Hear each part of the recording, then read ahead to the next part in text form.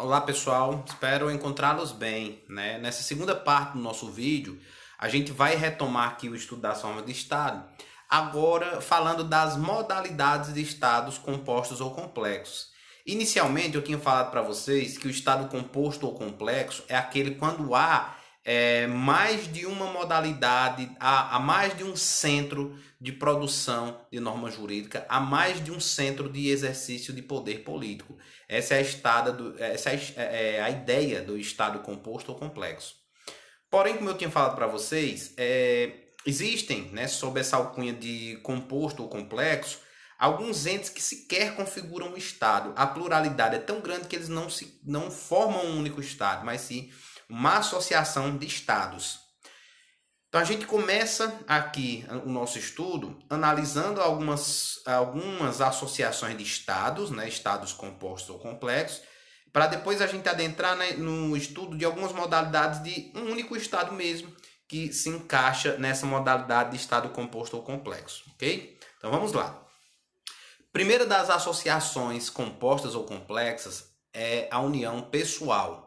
A união pessoal, que a gente tem como exemplo, alguns exemplos, né? A União Ibérica e o Reino Unido de Portugal, Brasil e Algarves, em dois momentos distintos aí da nossa história, foram associações de dois estados soberanos entre si, que por uma eventualidade, que por um acaso, em virtude de, no caso, leis sucessórias de monarquias, acabaram se unidos sob o governo de um único rei.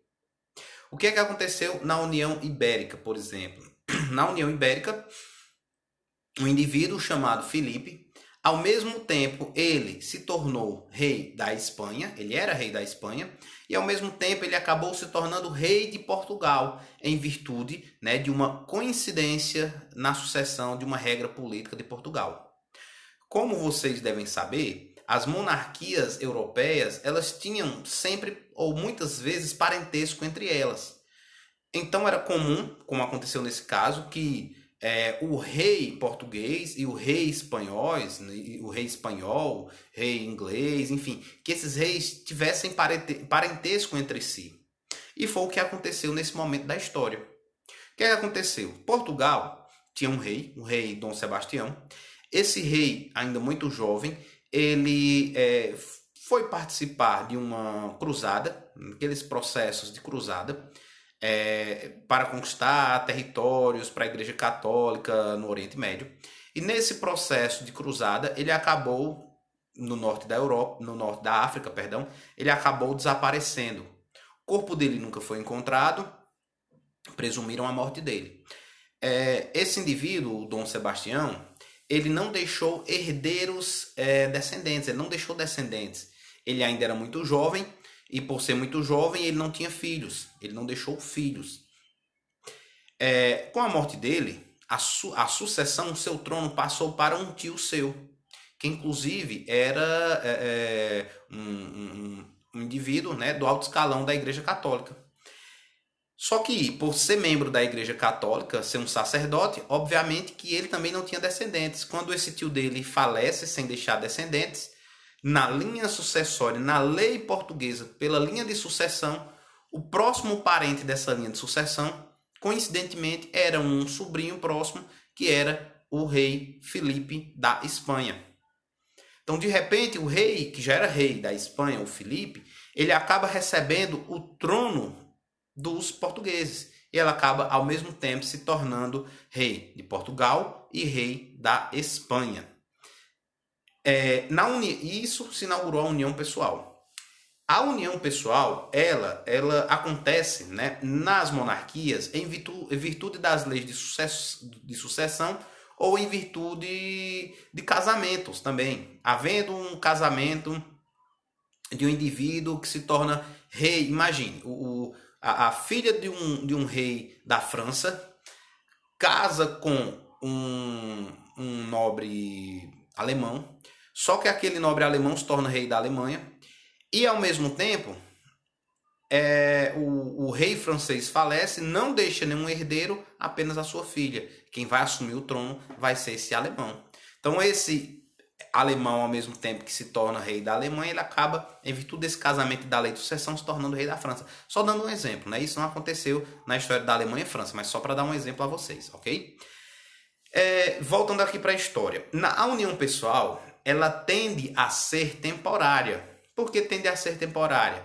Olha, naquele momento houve essa coincidência, mas a próxima geração já não vai haver a necessidade da divisão do trono em torno de uma só pessoa. Na próxima sucessão, um ficou como os descendentes do rei espanhol, um ficou sendo como rei espanhol, outro como de Portugal, por exemplo. Então, durante um determinado momento, há uma coincidência de um único rei para ambos os locais. Mas aquilo dura enquanto existir aquela situação. O rei, por exemplo, nesse caso faleceu, há uma cisão. Então, agora não há necessidade de uma única pessoa se tornar rei dos dois estados.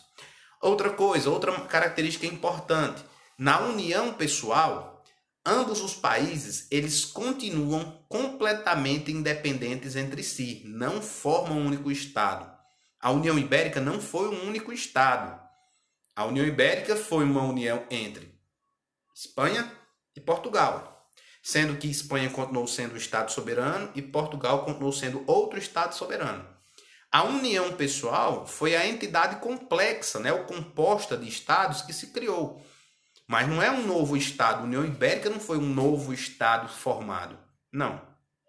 Era apenas tratado assim, como uma forma de referenciar aquela união de estados. Mas Portugal continuou sendo um estado independente e Espanha, do outro lado, continuou também como um estado independente. E, por fim, não há qualquer alteração na organização interna dos estados. Apesar de terem o mesmo rei, continuam tendo as mesmas estruturas, as mesmas leis internas, suas organizações, elas não são imiscuídas, elas não são misturadas, não. Cada um continua com sua organização. A única coisa que acontece é que, coincidentemente, uma mesma pessoa é rei dos dois estados. É claro que isso não é esperado, isso não é desejado por nenhum estado, principalmente porque naquela região, a Espanha ela sempre teve uma posição de imperialismo. Então, para os portugueses, naquele período, aquilo era uma situação extremamente humilhante, porque eles estavam sendo dominados por um rei que era de um estado que sempre foi dominante, de um estado que sempre foi preponderante naquela região. Porém, juridicamente, eram estados independentes e mantinham cada um suas organizações próprias. Segunda espécie de união, a união real. Um exemplo que a gente tem da União Real é o Império Austro-Húngaro, que durou alguns anos, até o ano de 1918, no período da Primeira Guerra Mundial. Se iniciou um pouco antes da Primeira Guerra Mundial, perdurou por alguns anos, até e se encerrou com o término da Primeira Guerra Mundial. O que é que aconteceu com o Império Austro-Húngaro? A Áustria, um país muito poderoso na Europa, um estado muito poderoso na Europa, no século XIX, início do século XX, a Áustria, no seu auge do poder, resolveu anexar, entre aspas, a Hungria. Anexar a Hungria e, junto com a Hungria, criar um único estado. Foi feito, então, um tratado entre a nobreza húngara e a nobreza austríaca. E, através desse tratado, a casa monárquica austríaca foi nomeada e coroada como reis, além da Áustria, como reis da Hungria, e um único imperadores da Hungria. E foi criado ali, a partir daquele tratado, um único estado, o Estado Austro-Húngaro, o Império Austro-Húngaro. A partir do momento em que a Áustria e a Hungria foi formada como um único estado, o Império Austro-Húngaro, acabou a Áustria como um estado independente e a Hungria como um estado independente. Não havia mais estados diferentes. Aqui era um único grande estado, Áustria-Hungria, Império Austro-Húngaro. Essa foi a ideia. Forma-se, portanto, a partir desse tratado que foi estabelecido entre o estado da Áustria e o estado da Hungria. Então, os dois estados fizeram um tratado e, a partir desse tratado, criaram um novo estado. Com isso, ao contrário da união pessoal, que é apenas por uma coincidência de quem ascendeu ao trono, uma coincidência, o mesmo rei para dois estados. Na união real, por não por ter sido elaborada mediante um tratado onde um único rei foi nomeado para ambas aquelas entidades que criam um novo Estado, que criam um único Estado, ela tem um condão de ser definitiva, né? Ela não é temporária como na união pessoal. Na união pessoal era assim, agora, coincidentemente, uma única pessoa é rei dos dois locais, mas futuramente, nas próximas gerações, não vai ser a única pessoa, vai haver uma cisão. No Império Austro-Húngaro, na União Real, isso não foi dessa forma. A ideia era criar um novo Estado para sempre, né? Sem data de validade. E com poder concentrado em um único rei, em uma única casa, obviamente. Como tal, formou-se um único Estado internacional no Império Austro-Húngaro. Como eu falei para vocês, é um único Estado. Não existe Áustria independente e Hungria independente. Não. Agora é um Estado só, Áustria e Hungria. Só que, contraditoriamente, não houve uma modificação profunda nas organizações internas destes locais. Como assim, Jânio? Olha, cada local continuou com seu parlamento, cada local continuou criando as leis aplicadas àquele local específico. Então, o parlamento da Áustria aplicando leis ali na Áustria, da Hungria aplicando leis ali na Hungria. A organização interna continuou a mesma. Então, não houve uma modificação estrutural interna, apesar de constituírem um único Estado entre si. Então, essa é a diferença da união pessoal da união real. Eu quero fazer só um acréscimo aqui em relação à união pessoal, que eu tinha alertado ali para vocês, está no tópico do slide, que geralmente acontece em monarquias, em virtude dessa regra de sucessão em casamento. Porém, já existiu na história pelo menos um registro de união pessoal em torno de uma república presidente, né? Em torno de um presidente. Uma mesma pessoa se tornou presidente simultâneo de, salvo engano, 3 estados aqui da América do Sul, que foi o grande libertador Simão Bolívar, né? Bolívar, que foi um grande ativista de libertação da América Espanhola, né? Da América do Sul, principalmente.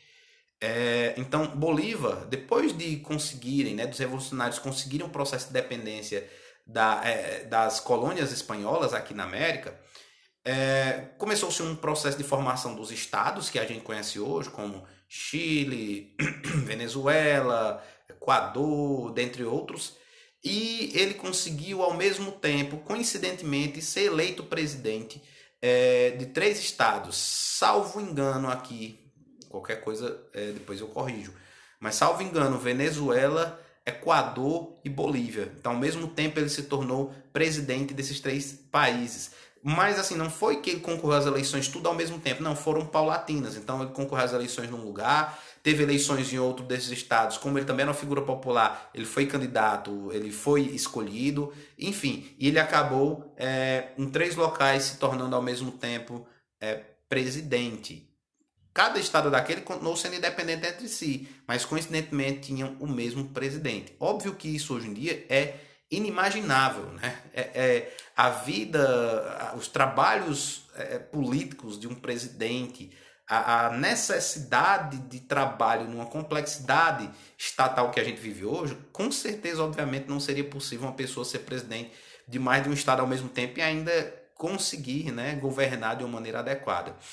Mas, em tempos como aqueles, né, há quase 2 séculos atrás, onde a complexidade, de certa forma, de gestão era um pouco menor, e como ainda era um momento muito inicial da história dessas repúblicas, foi possível isso, né? Hoje em dia, outro obstáculo, obviamente, seria o obstáculo jurídico, já que muitos estados só permitem que seja presidente se for um daquela nacionalidade inata, né? Então, para ser presidente do Brasil, brasileiro nato. Para ser presidente da Argentina, argentino nato.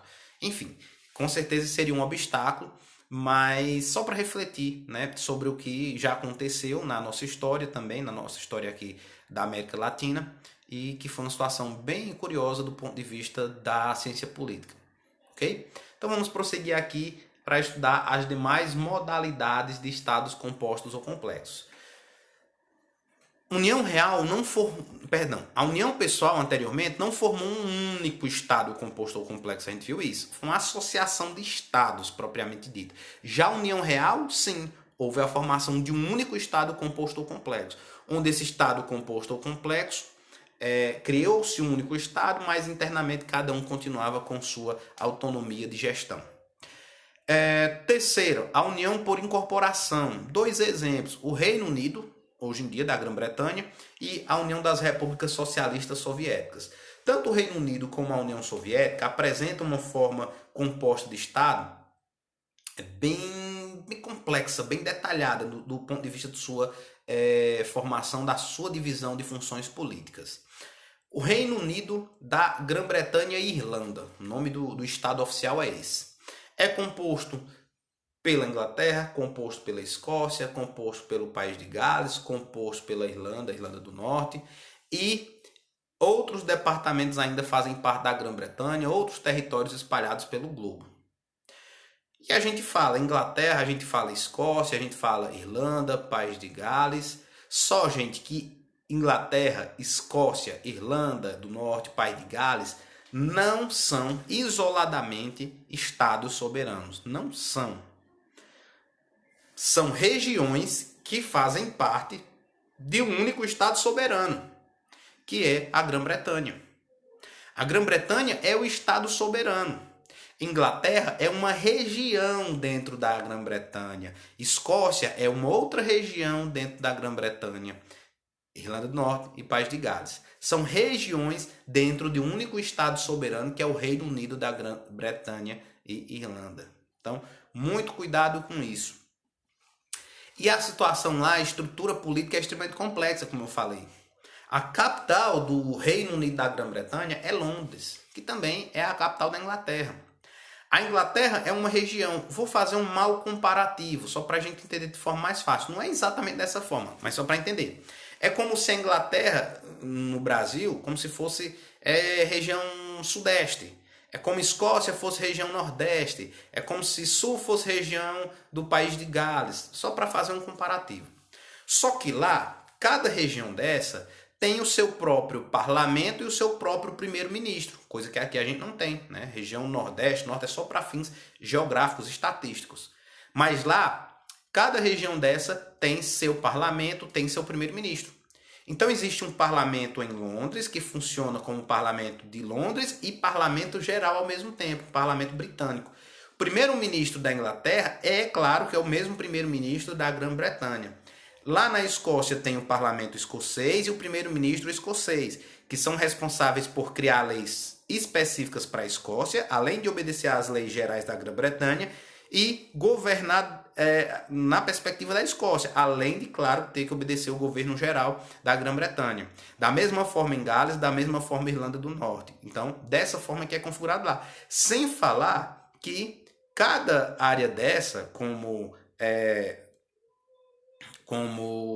Inglaterra, Escócia, etc., são divididas em regiões menores, né? São divididos em regiões menores, assemelhadas a municípios, estados como a gente tem aqui, que têm seus governos locais. Então, olha a quantidade de atribuições, de distinções, de centros produtores de leis que tem lá na União por Incorporação. Né? A gente chama de União por Incorporação pelo processo histórico. Lá na Grã-Bretanha, sempre o dominante foi a Inglaterra. Então a Inglaterra, como principal dominante, com o maior poderio naquela região, foi englobando os outros até formar esse estado extremamente complexo.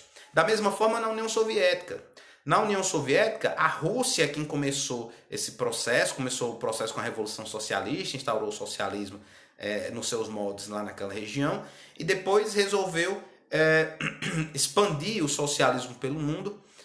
Os primeiros alvos foram os estados mais próximos, os estados do leste europeu e do norte da Ásia, que acabaram sendo incorporados pela Rússia, se tornando, no total, União Soviética. A União Soviética era a Rússia, era além da Rússia a Ucrânia, a Transcaucásia, então diversos estados ali naquele entorno que na realidade formavam um único estado soberano, que era a União Soviética, que tinha um parlamento próprio, o parlamento soviético, que esse parlamento soviético ficava em Moscou, né, com a sua presidência lá em Moscou. Obviamente que existiam os parlamentos locais, com os presidentes locais, mas tudo submetendo ao poder central, à estrutura de poder central, porque só havia um Estado soberano, que era a União Soviética. Então essa é a ideia da União por Incorporação. Protetorado. O protetorado, ele foi uma forma, diríamos, elegante, né, dos europeus e também dos norte-americanos realizarem um neocolonialismo. O que é que aconteceu? Num primeiro momento da história, os europeus voltaram-se para o continente americano, onde estabeleceram aqui suas colônias. O argumento que utilizaram é que, né, para fundamentar o processo de exploração do continente americano, do norte ao sul, era que aqui era uma terra sem dono, res nullius. Olha, é uma terra sem dono. Poxa, europeus, mas não tem os nativos americanos, não tem as pessoas nativas daquela região? A justificativa deles era exatamente, esses nativos, eles são aculturados, eles não têm uma civilidade, eles não têm um grau de cultura como o nosso. Então são pessoas involuídas. Por serem pessoas involuídas, eles devem ser tratados como animais. Inclusive a gente tem que levar a educação, a cultura até a eles, e a religião, a palavra de Deus, enfim, todos os valores daquela sociedade fortemente marcada pelo cristianismo nos séculos XV e XVI. Os europeus justificaram, portanto, sua exploração com esse argumento de trazer a civilidade para cá. Só o que é que aconteceu?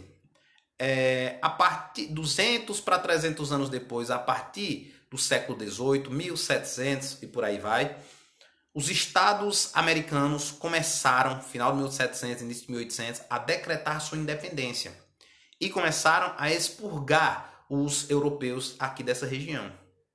Quando os europeus são expulsos do continente americano, eles não vão ficar sem uma fonte de riqueza abundante. Então, eles disseram, não, poxa, não dá mais para explorar a América. A América percebeu e nos expulsou. Então agora nós temos que explorar um outro local. Vamos explorar aqueles velhos conhecidos, continente africano e o continente asiático. Só que eles não tinham o mesmo argumento que utilizaram com os americanos, porque eles já conheciam os africanos e os asiáticos há muito tempo. E eles sabiam que tinham culturas também evoluídas.